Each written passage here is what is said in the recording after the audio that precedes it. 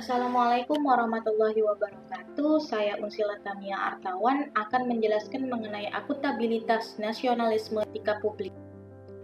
Konsep akuntabilitas, definisinya ialah kewajiban-kewajiban setiap individu penguasa yang dipercayakan untuk mengelola sumber daya publik dan yang bersangkutan dengannya untuk dapat menjawab hal-hal yang menyangkut pertanggungjawaban fiskal, manajerial, dan program.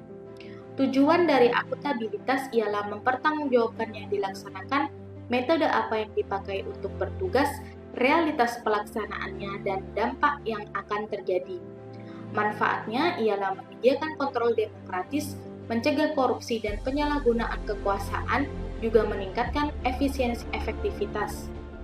Aspek-aspek akuntabilitas yaitu sebuah hubungan berorientasi pada hasil, membutuhkan laporan dan pelaporan, memerlukan konsekuensi, dan memperbaiki kinerja.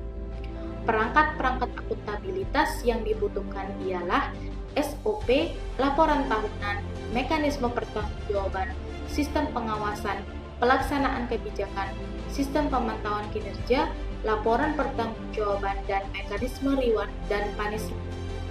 Tingkatan-tingkatan akuntabilitas yang pertama paling dasar ialah akuntabilitas personal, kemudian akuntabilitas individu, akuntabilitas kelompok, selanjutnya akuntabilitas organisasi, dan tingkatan yang paling tinggi ialah akuntabilitas stakeholder, di mana tanggung jawab organisasi pemerintah untuk mewujudkan pelayanan dan kinerja yang adil, responsif, dan bermartabat.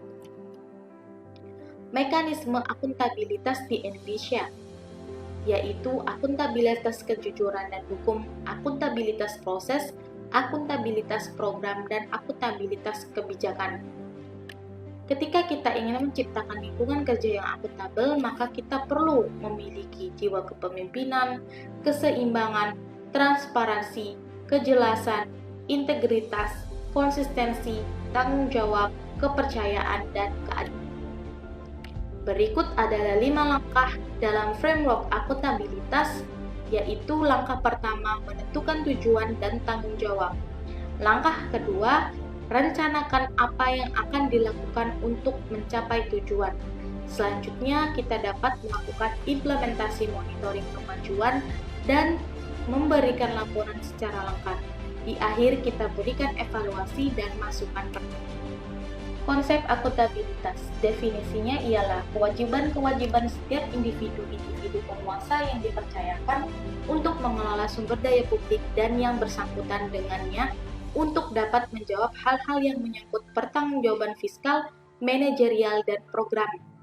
Tujuan dari akuntabilitas ialah mempertanggungjawabkan yang dilaksanakan, metode apa yang dipakai untuk bertugas, realitas pelaksanaannya, dan dampak yang akan terjadi.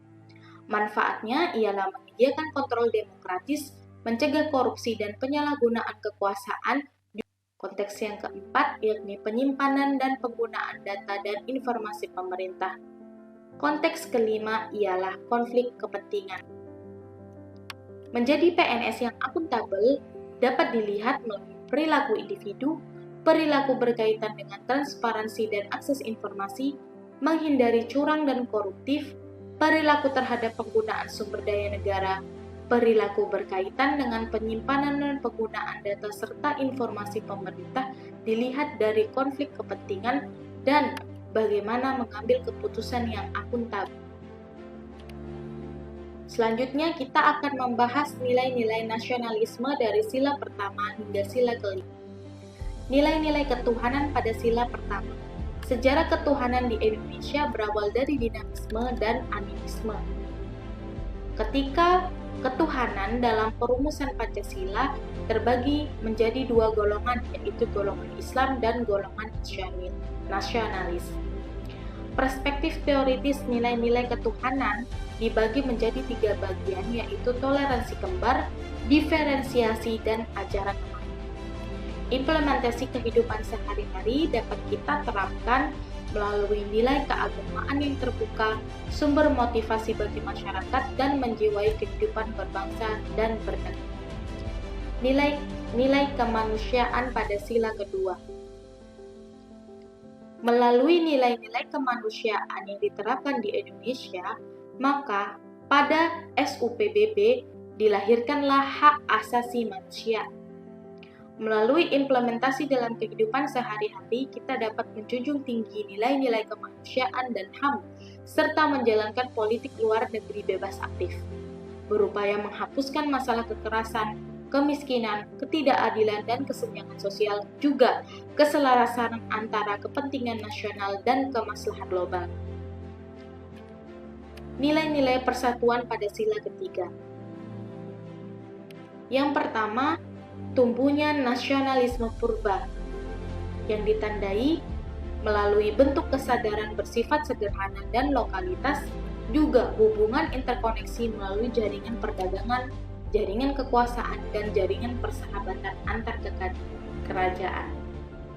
Setelah tumbuhnya nasionalisme purba, maka tumbuhlah nasionalisme tua yang ditandai dengan lahirnya organisasi kepemudaan. Perspektif teoritis, yaitu terdiri dari perspektif perennialis, perspektif primordialis, dan perspektif moral. Implementasi kehidupan sehari-hari dapat kita terapkan melalui nilai keagamaan yang terbuka, sumber motivasi bagi masyarakat, dan menjiwai kehidupan berbangsa dan bernegara umat manusia. Nilai-nilai kerakyatan pada sila keempat berawal dari tradisi demokrasi di pemerintahan desa, ajaran agama tentang persaudaraan dan kesamaan, juga paham demokrasi para pemimpin pergerakan nasional. Syarat-syarat pemerintahan yang demokratis ialah kekuasaan pemerintah berasal dari rakyat yang diperintah, kekuasaan harus dibatasi, dan pemerintah harus berdaulat. Ciri-cirinya ialah kerakyatan, permusyawaratan, dan hikmat. Mekanisme akuntabilitas di Indonesia, yaitu akuntabilitas kejujuran dan hukum, akuntabilitas proses, akuntabilitas program, dan akuntabilitas kebijakan kantilis.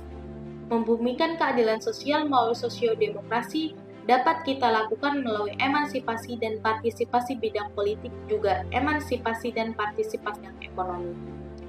Sebagai ASN, kita perlu melaksanakan kebijakan publik dengan menjadi ASN yang profesional, yang melayani publik, memperbaiki layanan birokrasi yang buruk, berintegrasi tinggi, dan berpegang pada kode etik dan perilaku ASN. Kita juga harus mengimplementasikan ASN sebagai pelaksana kebijakan publik melalui nilai-nilai berikut.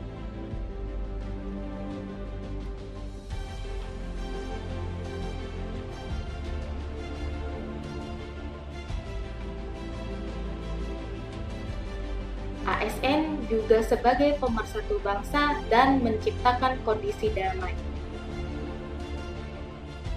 Pembahasan selanjutnya ialah etika publik. Terjadi perbedaan, dapat kita lihat perbedaan antara etika dan moral. Yang perlu kita garis bawahi ialah etika merupakan refleksi tentang standar atau norma yang menentukan baik atau buruk, benar atau salah perilaku, tindakan, dan keputusan untuk mengarahkan kebijakan publik dalam rangka menjalankan tanggung jawab pelayanan publik. Kita juga perlu menerapkan kode etik dan memperhatikan kode etik profesi. Dimensi etika publik terbagi menjadi dimensi kualitas pelayanan publik, dimensi modalitas, dan dimensi tindakan integritas publik. Dimensi kualitas pelayanan publik menuntut lebih dari kompetensi teknis karena harus mampu mengidentifikasi masalah-masalah. Dimensi modalitas. Unsur-unsur modalitas dalam etika publik ialah akuntabilitas, transmika publik.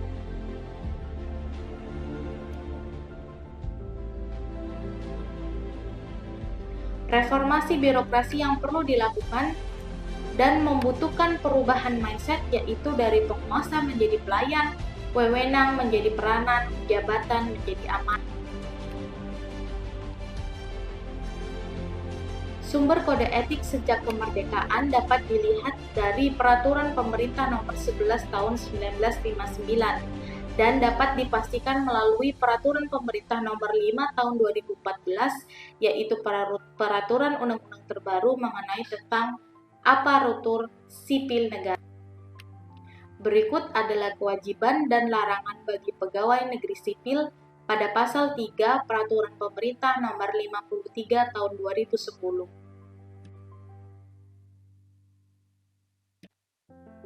Pokok-pokok kode etik PNS,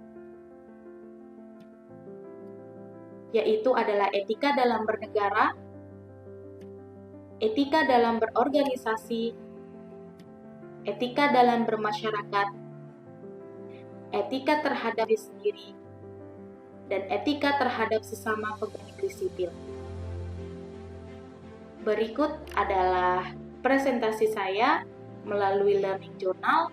Lebih kurangnya mohon maaf, semoga bermanfaat. Wassalamualaikum warahmatullahi wabarakatuh.